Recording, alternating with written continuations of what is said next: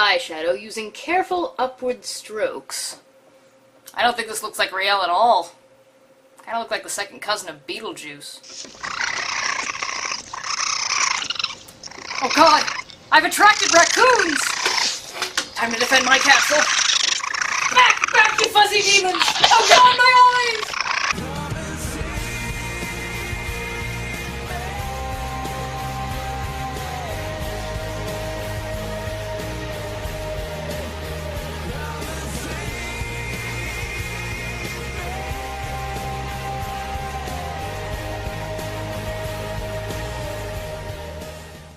In the great domed city of Romdo, everyone from humans, known as fellow citizens, to androids, known as auto-raves, lives according to their raison d'etre. The people are grown to fulfill certain societal roles, doctors, scientists, security chiefs, and so on, while their androids are created to serve them as personal companions or occupational tools depending on the model, resulting in a peaceful microcosm safe from the poisonous wasteland of the outside world. At least, that's how it should be. When a strange anomaly known as the Cogito virus starts infecting auto-raves and causing them to act counter to their programming to pursue their own interests, the cold, professional inspector Riel Mayer is sent to investigate. But after days of terminating malfunctioning auto-raves, Riel's actions garner her a visit from a mysterious monster.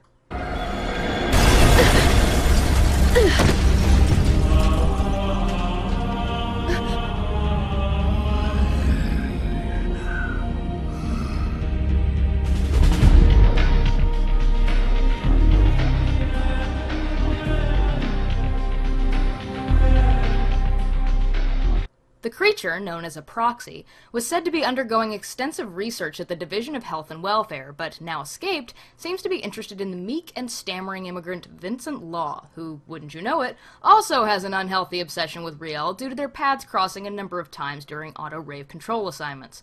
A dark shadow is snaking its way through the perfection of Romdo, and the unlikely pair aren't the only ones to notice it. Riel's friend and master physician Daedalus and her superior, Raoul, respond to the city's underlying decay in their own ways as well, dragging both Riel and Vincent down and out of the lives they thought they knew.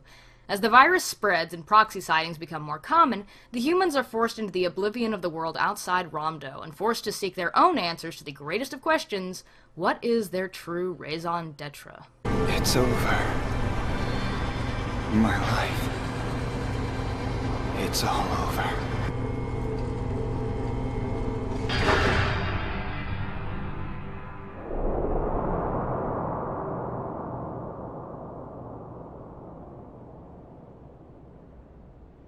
On the technical side of things, Ergo Proxy is a rich visual creation by Manglobe Incorporated, sporting their earthier, less exaggerated style full of long-faced, full-lipped, more realistic-looking characters, while still retaining that anime feel.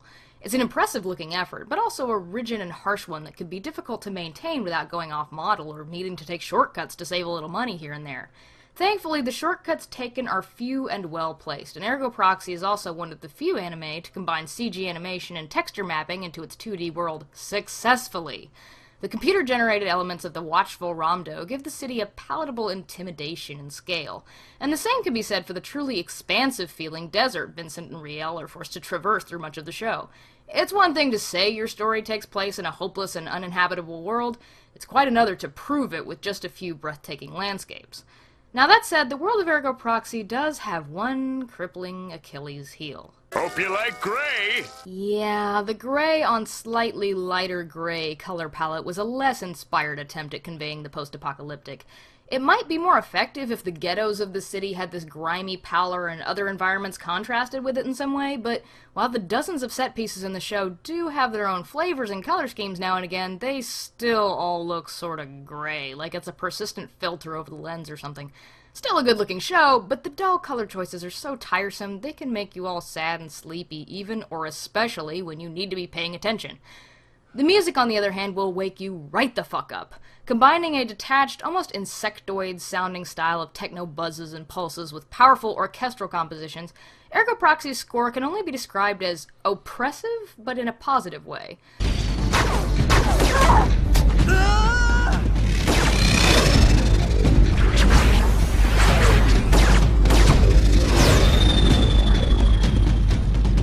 I've said in the past that great music is only worth so much, and that it has to be timed and mixed well into the show to really be effective. Ergo Proxy has a powerful soundtrack that it knows exactly how to use, choosing wisely when to let the strings and drums overpower the story, and when to shut up and let the more atmospheric hums and clicks of softer pieces take over. It sounds great standalone and does wonders in setting the tone for the show from the beginning to the end of every episode. On the vocal end of things, I gotta admit, I've been a bad critic here and didn't listen to a great deal of the show in Japanese.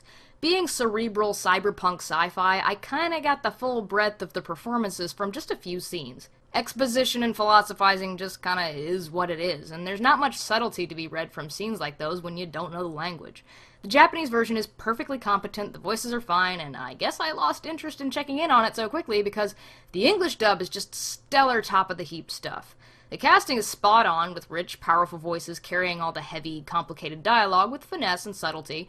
The script is extremely faithful without sounding awkward, and even the bit players in the story are given memorable performances and care where some dubs are tempted to skimp.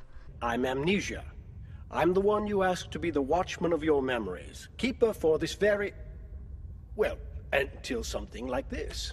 Don't worry, I wrote it all down very precisely, over and over. Nothing's been forgotten. I've spent days and nights at a time writing down these memories. What are you doing? Why did I have to keep them safe? Why? Karen Thompson gives Riel a great mix of vulnerability and professionalism. Liam O'Brien's Vincent sounds like a believably broken and delusional man still grasping at reality however he can. And Travis Willingham, Patrick Seitz, Yuri Lowenthal, and the rest of the talented cast are just as exceptional. But of special note is the rarely heard and now largely retired from voice acting Damian Clark as the Ergo Proxy itself, a role solely composed of philosophical monologuing, but he manages to give a powerful presence and distinctive character regardless. A universe without perception is much like an enormous stack of rotting books, forever unopened and unread. Stop it. Please stop. To survive this darkness, the universe has thrust itself into a next phase of its life cycle. Listen. Can't you hear the pulse of the awakening? Ergo Proxy's dub stands up right alongside the English dubs for Paranoia Agent and Wolf's Rain as a superb handling of a complex script that keeps it entertaining. Now, I just said that Ergo Proxy has a complex script, and boy did I mean it. Showrunner Dai Sato is known for his periodic work on a lot of high-concept sci-fi and fantasy, and Ergo Proxy was his second go at being chief storyman for a series, the first being Eureka 7. It's heavily symbolic, reverential, and fathoms dense with philosophical subtext. So it may come as a surprise to you when I say this show is ultimately style way over substance. I don't mean style over substance as in dumb writing on pretty paper. I mean, both elements had a ton of effort poured into them, and only one really works. It's not hard to appreciate the style of Ergo Proxy. Getting lost in the series sometimes feels like being in a dark room with a monster in the corner you can barely see. It breathes softly as sidles around the walls of the room, and as it does, you discover it from many angles, but you're always a little afraid of what you're going to find. Ergo Proxy is a world and story with layers, and even when the writing goes weird and unexpected places, the direction carries it in a way that makes you feel like those places were always there, and you were just waiting to discover them and peel away the secrets. It is a well-produced creation, and the artists behind it should be proud of what they accomplished. The writer who burdened them with a lot of the nonsense he did should be slapped in the face. How about a little more here? Oh, Riel's back! Huh? Look at Vince. He's pretty. Looks like fun. I gotta wonder if Dai Sato didn't do more harm than good to the concept he was presented with, as the story starts on a strong base but proceeds to stumble and devolve the more it progresses. I know I'm speaking in too broad of terms here, so I'll try to give some examples of how repeatedly and tragically Ergo Proxy decides to shoot itself in the foot across the board in plot, character, and themes. Plot-wise, Ergo Proxy starts to lose its merry little mind about a third of the way through. It has this expansive, desecrated world full of history and mystery to explore, but it instead begins diving into alternate reality vignettes and pocket dimensions created by random proxies at some point, and just can't get over doing this until nearly the end of the show. Riel, please! What am I supposed to do if you die on me? You still have to shoot me, remember? Thank God, I thought you were dead. Then maybe you have a little death wish, too. I have nothing against allegorical asides or stopping for synecdoche when you're telling a big metaphorical fantasy story like this. That's all well and good. But if you're gonna use little weird events to illustrate big ideas, make them the same ideas as the rest of your story. Ergo Proxy literally stops time in its own story several times to talk about whatever it darn well pleases.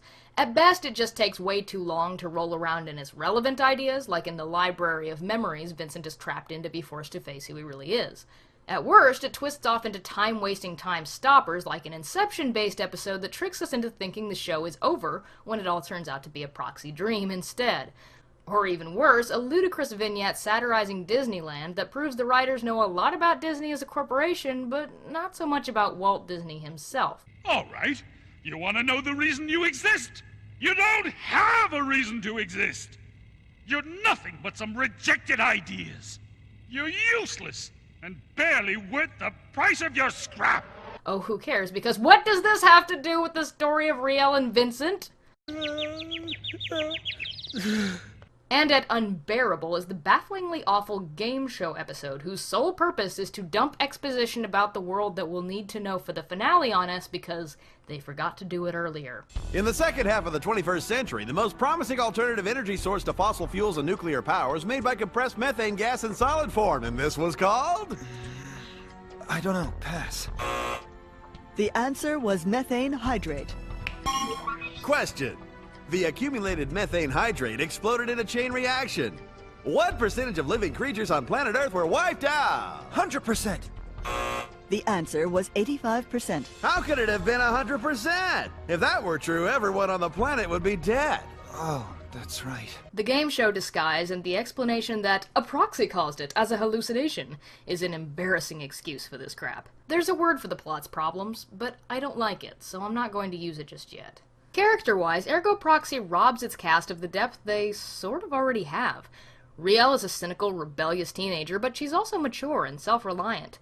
She hates the system she lives in, but she has the clarity not to grind against it unless she has good reason to, making her the perfect fellow citizen who knows that what that represents is wrong. Still, she can't change who she is. What am I here for? The purpose of the trip is to find an answer. But suppose I find the proxy. What do I do then? Vincent is on the opposite end of things, desperate to please the system and become a real citizen of Ramdo, but betrayed by his background and his submissive nature. No matter how hard he tries to hide from the truth, he can't change who he is. In my desperate attempts to become a fellow citizen, I've constantly suppressed myself and tried to be the person I thought they wanted. Constantly. Everywhere. Vincent! And look what's happened to me. I'm a failure.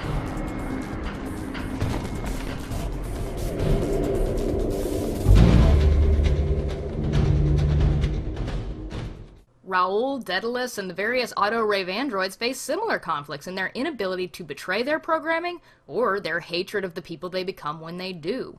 This is great material, and it would be really convincing if any of them talked and acted like real people.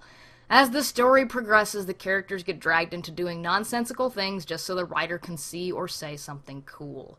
They'll switch on a dime from being reserved and subtle to petty and rambling. They'll repeat themselves or lapse into existential diatribes just because Daisato wanted to make a point and he wasn't sure who should make it for him. What's this? On a journey such as this, under these conditions, it sometimes dawns on me that there is a wall between proxies and people.